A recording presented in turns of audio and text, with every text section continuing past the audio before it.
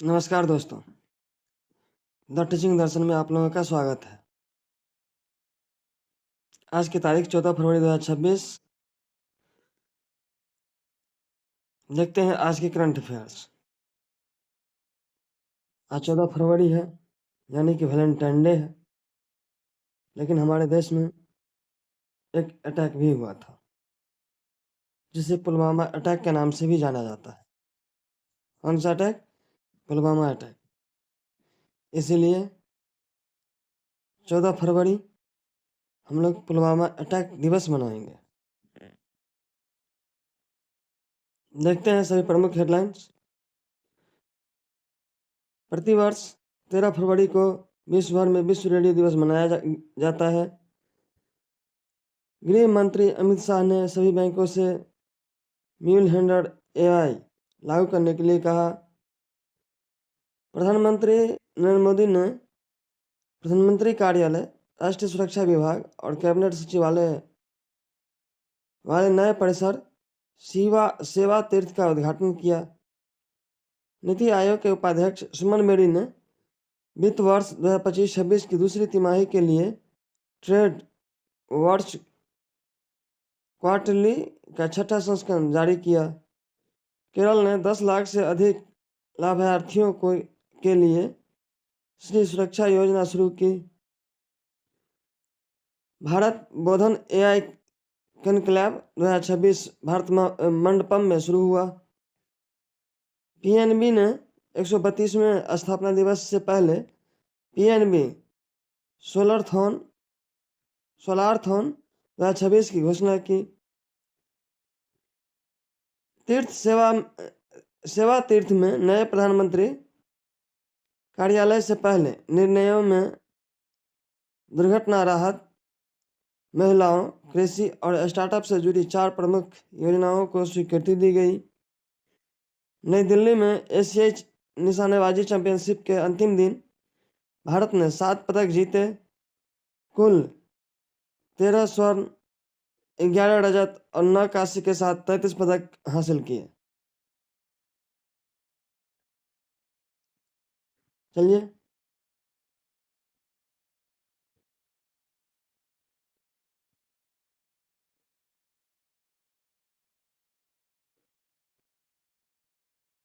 देखते हैं पहला क्वेश्चन। इससे पहले आप लोग तैयारी कर रहे हैं तो इसका नोटबुक जरूर बनाइए। बीच बीच में हम रिवीजन भी करवाएंगे और करवाते भी हैं।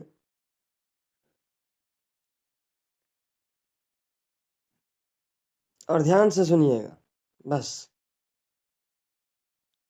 और अंत तक, यानी कि शुरू में सुन लिए हो गया, अंत तक बने रहिएगा। देखते हैं पहला क्वेश्चन। विश्व रेडियो दिवस कब मनाया जाता है? विश्व रेडियो दिवस ऑप्शन ए है 10 फरवरी, ऑप्शन बी है 11 फरवरी, ऑप्शन सी है 13 फरवरी, ऑप्शन डी है 15 फरवरी। तो इसका सही आंसर ऑप्शन बताना है आप लोगों को।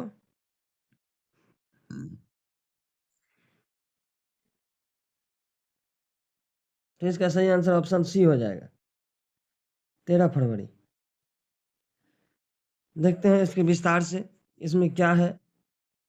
विश्व रेडियो दिवस 13 फरवरी को मनाया जाता है। इसे मनाने की घोषणा यूनेस्को ने 2011 में की थी और 12 से औपचारिक रूप से मनाया जाने लगा। इसका उद्देश्य जो है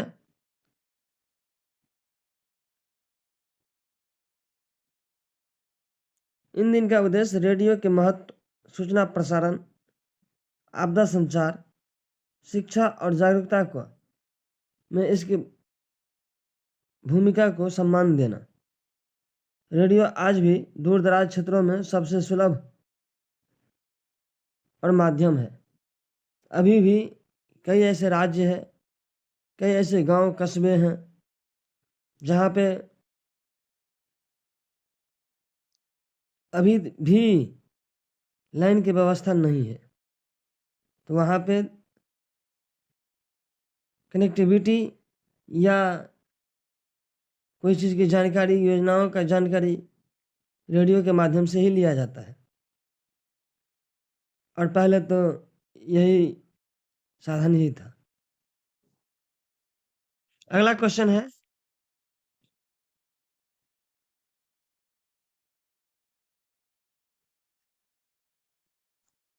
म्यूल हैंडलर एआई लागू करने का निर्देश किसने दिया? ऑप्शन ए है नरेंद्र मोदी, ऑप्शन बी है अमित शाह, ऑप्शन सी है निर्मला सीतारमन, ऑप्शन डी है शक्तिकांत दास। तो इसका सही आंसर ऑप्शन बी हो जाएगा, जो कि अमित शाह हमारे भारत के गृह मंत्री हैं।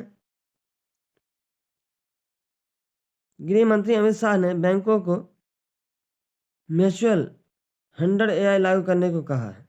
यह एआई आधारित टूल है जो म्यूल अकाउंट, फर्जी धोखाधड़ी खातों को पहचान करता है। मतलब आप फर्जी अकाउंट बना दिए, पैसा लेनी देनी काम, उसमें किसी दूसरे से खींच रहे हैं, किसी तीसरे से साइबर क्राइम कर रहे हैं।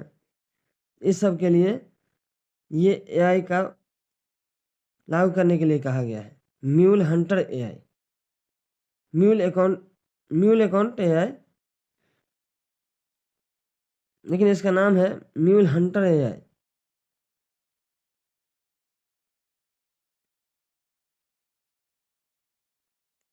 क्यों लागू करने के लिए कहा गया है तो आपको बता ही दिया हूँ। Cyber fraud, money laundering, digital धोखाधड़ी रोकने के लिए यह सिस्टम विकसित किया गया है। यह बैंकिंग सुरक्षा और फिनटेक निगरानी को मजबूत करेगा। अब ये देख रेख के, इनके ही देख रेख में, इसी एआई के देख रेख में साइबर फ्रॉड सब जो है और मनी लॉन्ड्रिंग पर इस पर नज़र बनाए रखे रहेगा। अगला क्वेश्चन है, सेवा तीर्थ परिसर का उद्घाटन किसने किया? ऑप्शन ए है द्रौपदी मुर्मू, ऑप्शन बी है राजनाथ सिंह, ऑप्शन सी है नरेंद्र मोदी, ऑप्शन डी है अमित शाह। तो हमारे देश के प्रधानमंत्री नरेंद्र मोदी जी ने उद्घाटन किया है।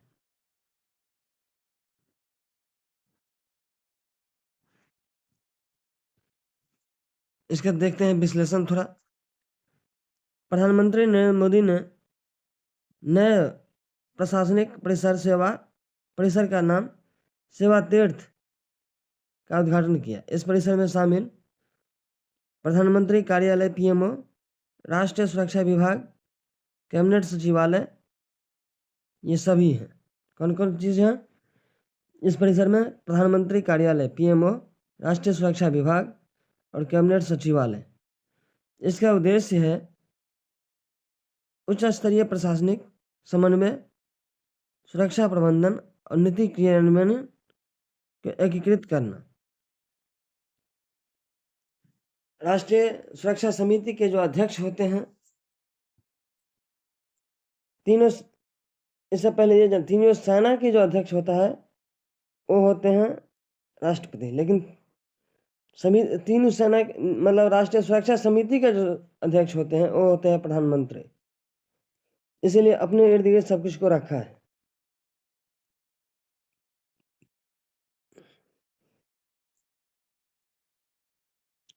अगला क्वेश्चन है, ट्रेड वॉच क्वार्टरली रिपोर्ट किसने जारी की? ऑप्शन ए है राजीव कुमार, ऑप्शन बी है सुमन बेरी, ऑप्शन सी है सी अनंत नागेश्वरन और ऑप्शन डी है अमिताभ कांत। तो इसका ऑप्शन बी हो जाएगा, जो कि सुमन बेरी है, नीति आयोग के अभी उपाध्यक्ष हैं,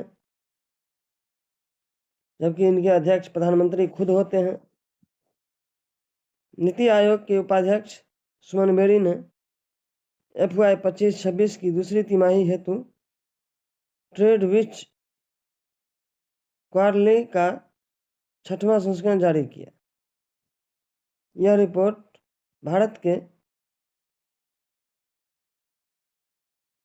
निर्यात आयात रुझान, वैश्विक व्यापार स्थिति और सेक्टरवार प्रदर्शन, व्यापार नीति प्रभाव का विश्लेषण एवं प्रस्तुति करता है। यह नीति निर्माण में सहायक होती है।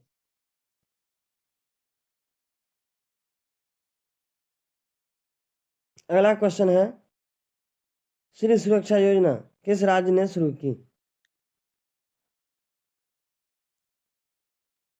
श्री सुरक्षा योजना ऑप्शन ए है तमिलनाडु, ऑप्शन बी है कर्नाटक, ऑप्शन सी है केरल, ऑप्शन डी है आंध्र प्रदेश। तो इसका सही आंसर ऑप्शन सी हो जाएगा, जो कि केरल राज्य ने शुरू किया है श्री सुरक्षा योजना। केरल सरकार ने 10 लाख लाभार्थियों के लिए श्री सुरक्षा योजना शुरू की है। इसका मुख्य उद्देश्य है महिलाओं की सुरक्षा, वित्तीय सहायता, सामाजिक सुरक्षा कवरेज और बीमा कल्याण लाभ। यह राज्य के समावेशी कल्याण नीति का हिस्सा है।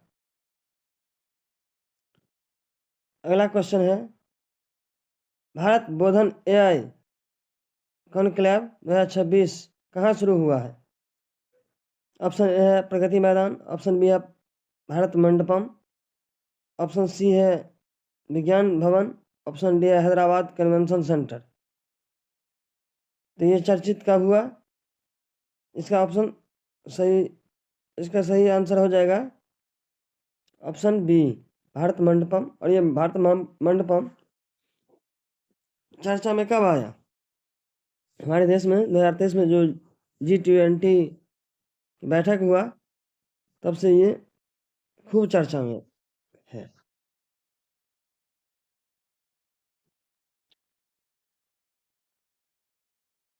भारत बोधन एआई कॉन्क्लेव 2026 नई दिल्ली स्थित भारत मंडपम में आयोजित हुआ।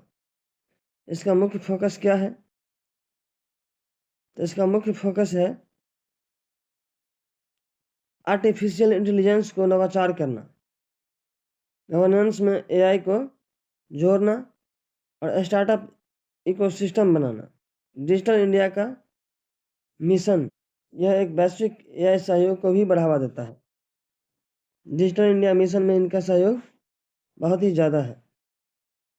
अब तो जान लीजिए कि एआई जो है सो एक इम्पोर्टेंट चीज़ नहीं बल्कि एक अंग बनते जा रहा है।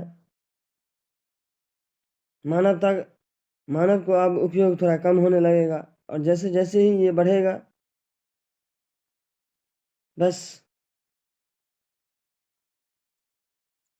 मानव का कार्य भी चेंज हो जाएगा। अगला क्वेश्चन है 7 नंबर, पीएनबी सोलारथॉन 2026 की घोषणा किसने की? ऑप्शन ए है एसबीआई, ऑप्शन बी है आरबीआई, ऑप्शन सी है पीएनबी, ऑप्शन डी है बीओआई।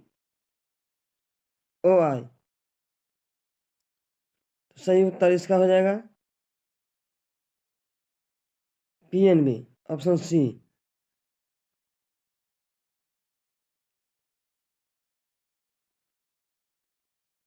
क्या हो जाएगा? पीएनबी। पंजाब नेशनल बैंक ने पंजाब नेशनल बैंक ने 132वें स्थापना दिवस से पहले पीएनबी सोलारथॉन 2026 की घोषणा की है। इसका उद्देश्य क्या है? तो इसका मुख्य उद्देश्य जो है सो है सौर ऊर्जा को बढ़ावा देना, हरित बैंकिंग करना, नवीनीकरणीय ऊर्जा का निवेश, कार्बन फुटप्रिंट कम करना, और यह भारत के ग्रीन फाइनेंस लक्ष्य के अनुरूप का पहल है। अगला क्वेश्चन है, सेवा तीर्थ परिसर का उद्घाटन किसने किया?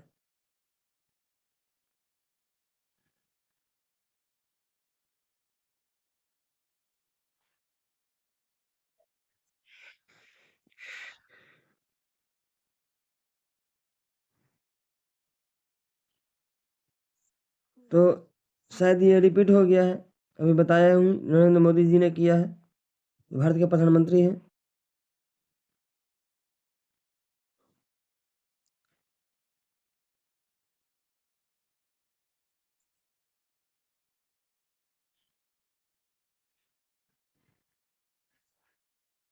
अगला क्वेश्चन है और अंतिम क्वेश्चन, एशियाई निशानेबाजी चैंपियनशिप में भारत ने कुल कितने पदक जीते हैं? ऑप्शन ए है 25, ऑप्शन बी है 28, ऑप्शन सी है 30, ऑप्शन डी है 33। तो इसका सही आंसर ऑप्शन डी हो जाएगा, जो कि 33 है। नई दिल्ली में आयोजित एशियाई निशानेबाजी चैंपियनशिप में भारत का उत्कृष्ट प्रदर्शन रहा। ये कौन कौन से पदक जीते हैं? तो 13 स्वर्ण, 11 रजत और 9 कांस्य जीते हैं, जिसमें अंतिम दिन भारत ने 7 पदक जीता। सीनियर राइफल पिस्टल स्पर्धाओं में विशेष सफलता मिली है। यह प्रदर्शनी आगामी ओलंपिक की तैयारी के लिहाज से महत्वपूर्ण मानी जा रही है। स्वर्ण पदक विजेता में कौन कौन है?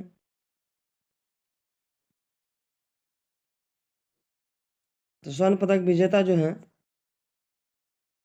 रुद्रकांत पाटिल 10 मीटर एयर राइफल में है। इसके बाद दिव्या सिंह पवार ये भी एयर राइफल में है।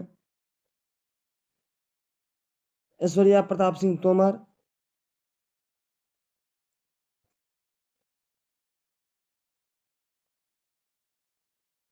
इसके बाद ये जो है सब 50 मीटर के राइफल में थ्रो पोजीशन में जीती है।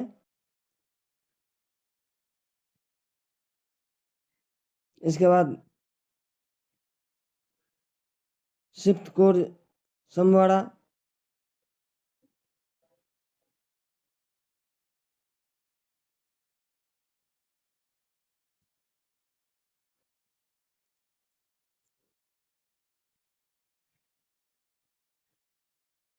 ये जो है महिला राइफल इवेंट में जीते हैं स्वर्ण पदक।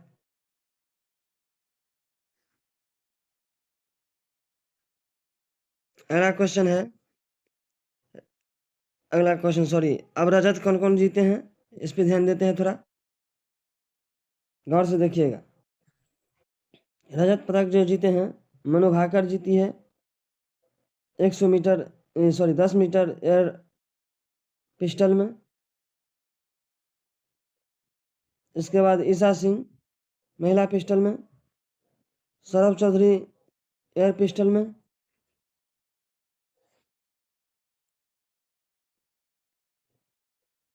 इसके बाद कांस्य पदक आप देखते हैं, क्योंकि क्वेश्चन इससे आता है, इसलिए कम से कम इस व्यक्ति का खिलाड़ी का जो नाम भी सुन लीजिएगा ना, तो पता चल जाता है और माइंड में ध्यान रहता है। कांस्य पदक विजेता हैं अभिषेक वर्मा। इसके बाद जो पिस्टल इवेंट में है, इसके बाद अंजुम मोदगिल और आर्या नेहरा।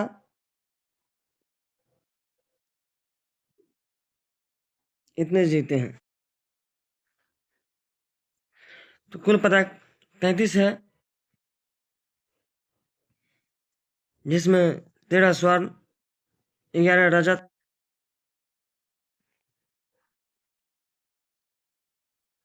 कितना 13 स्वर्ण, 11 रजत और 9 कांस्य।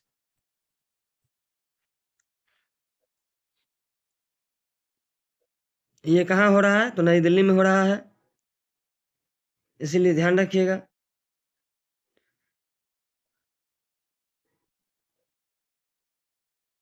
नए हैं चैनल पे तो सब्सक्राइब कर दीजिएगा और लाइक का बटन जरूर दबाइएगा। शेयर भी कीजिए, जिससे नए नए क्वेश्चन आपके सब बंधु बांधव तक भी पहुँचे।